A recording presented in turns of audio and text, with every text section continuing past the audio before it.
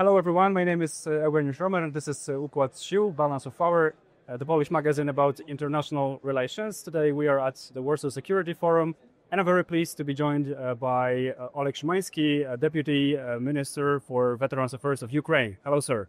Hi, happy to be here. So if we are talking about veterans, so my first question is, how does Ukraine care about those people who come back from the front line?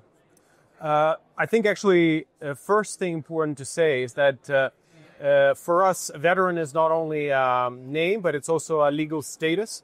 And those who we consider veterans are individuals who have been in active combat. And I think it's a key difference between the majority of NATO armies and Ukraine is that for most of the NATO armies, if you have been serving, you still become a veteran. In Ukraine, if you serve somewhere not in the front line, you will not become a veteran. You will have a different system of benefits, but once you have served in the front line, you get access to a certain level of care because we as a government believe that veterans have contributed a lot to the very existence of Ukraine, really, and they must be taken care of, really. And so what are the ways to take care of them? And yeah, like you said, so we see, essentially we have a three-pronged strategy. So the first one is physical and mental rehabilitation is the first step. That then leads to economic opportunities, and that means reskilling and supporting employment, translating military skills to civilian skills, and translating that unique fighting expertise. As we say, a person who can, lay down for 12 hours in the cold and make complex math calculations can do finances. But I just gave you a description of being a sniper. All right. So this is how we feel. And if you can drive a Leopard tank, you can probably drive a tractor. And that's why there's a lot of opportunity for employment in the civilian market. And of course, all of that should lead to self-reliability. Also, unlike some of our partner nations, Ukrainian veterans are much younger. So the majority of, I would say, UK veterans are over 60, and this is something that's publicly available. But Ukrainian veterans can be 18, they can be 22, 25, so they have, their all lives in front of them.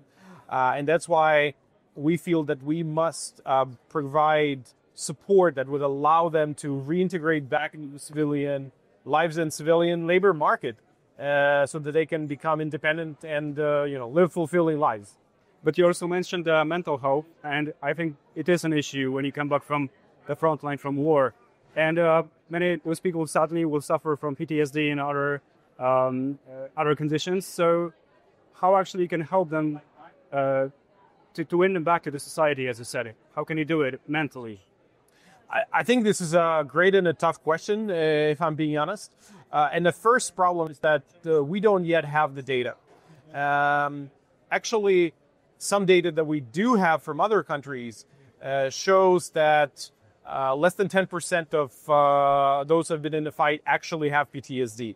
And so this is the research that Sweden has accumulated over the span of over 40 years with their veterans. And we are only now starting to gather this research.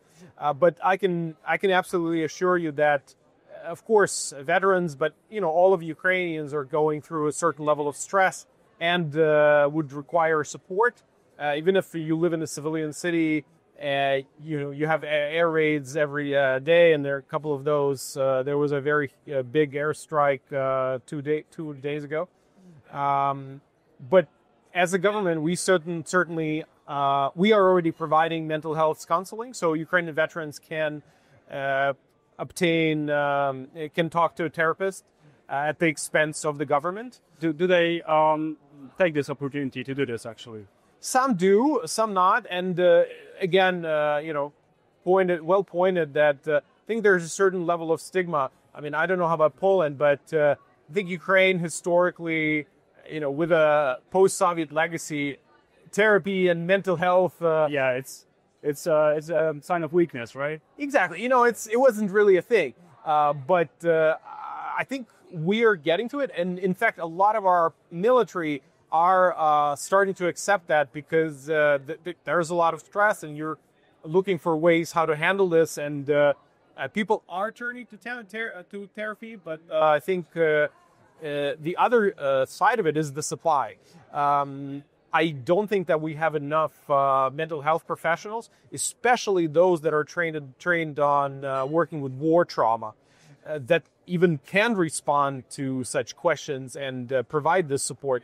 And that's why one of the challenges is not only, to find government money to pay for these professionals, but also to train enough professionals to serve the demand. And again, we don't yet have a pipeline of universities maybe or courses that are churning out these professionals on a daily basis.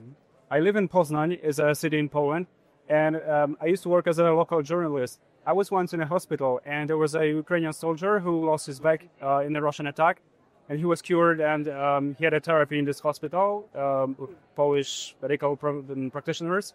So do you cooperate in other countries like Poland, maybe other Western countries, to help your people, your veterans, get back to normal life?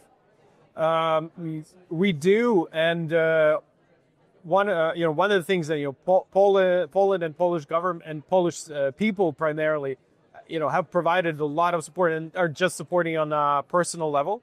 But equally, we work as a ministry with the Polish Solidarity Fund, for example, that is interested and is, as far as we know, trying to build mental health centers across Ukraine with various funding.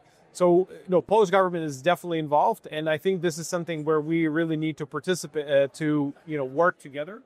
Not least for the fact that, again, maybe this may sound a little bit practical, but we are very interested in making sure that our veterans reintegrate in Ukraine and they get a job in Ukraine, primarily because our businesses are saying that there's a lack of labor, especially big employers, like energy and agriculture.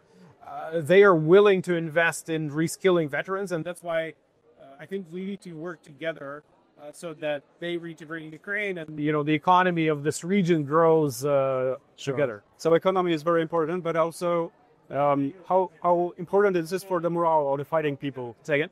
How important this is to help the veterans for the morale of the people actually who are at war and are protecting Ukraine and fighting for Ukraine. So how important it is to show them, in any case, when you come back from the army, when the war is over, at least for you, they will take care of you. How important this is for them? This is absolutely of utmost importance because Russia is fighting with the numbers. So they're not even trying to be advancing technically quickly. They are advancing, but what they're absolutely doing most is they're just getting a lot of so people. It's called meat grinder attacks, right? Absolutely, absolutely. We, on the other hand, can and will not afford to use our fighters as cynically. We think that the expertise it's the expertise that matters, and that's why I think a lot of the recruitment campaigns that you can see in Ukraine now, they have changed from simply saying, fight for Ukraine and protect your country to also work for the military. Because sometimes you don't need to be on the front line. You can also be an IT developer that develops a computer vision algorithm that finds targets. And that contributes and enables much better, much bigger effectiveness of the warfare. And this is what we do. So taking care of veterans really is equally important because if people see that there is a life after military service, it's something that impacts mobilization, but equally, and maybe something to think about is, I think it impacts mobilization in our neighbors, including Poland and some of the other countries, because I have a lot of friends abroad, as you do. Sure. If you think about it, how many of them are ready to start fighting with a rifle? Not a lot of them. And deploy on the front line. I don't think if I make a list, I don't think many of my friends across Europe will be ready for it. Not because they they don't want, they never thought about it really. And that's why I think if they see that there is a fulfilling life after the military service, that will help the conscription and understanding and being fair. And if you don't mind me, there are a couple of examples that I've learned recently, especially in our basic lives. Like if you walk into a big hotel, actually it's not guaranteed that this is a place that's accessible for people with special needs. Yeah. We are now organizing a large international conference on Veterans Affairs in Croatia, taking place at the beginning of October. And we are bringing Ukrainian veterans.